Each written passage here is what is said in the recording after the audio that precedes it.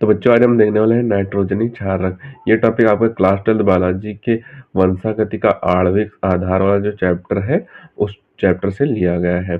इससे पहले हमने पेंटोस शर्करा देखा था, उसके बाद आपका टॉपिक आता है नाइट्रोजनी क्षारक।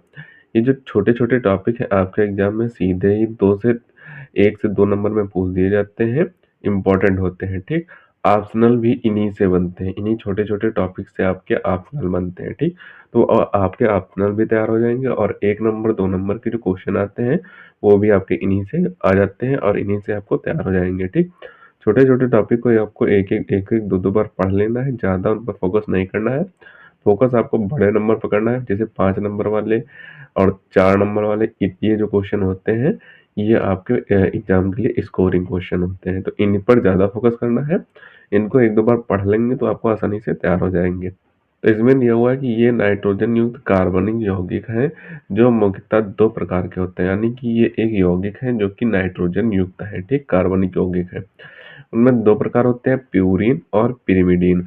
प्यूरीन में जो क्षारक होते हैं वो एडेनिन व गुआनिन न्यूक्लिक अम्लों में पाए जाते हैं, यानी कि जो प्यूरीन क्षारक होते हैं वो एडेनिन न्यूक्लिक अम्ल में पाए जाएंगे और गुआनिन न्यूक्लिक अम्ल में पाए जाएंगे।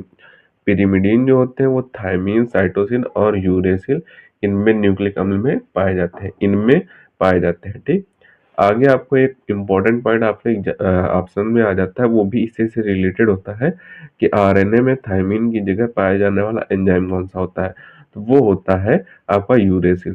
तो यूरेसिल जो न्यूक्लिक अम्ल होता है वो थायमीन की जगह पे आरएनए में पाया जाता है।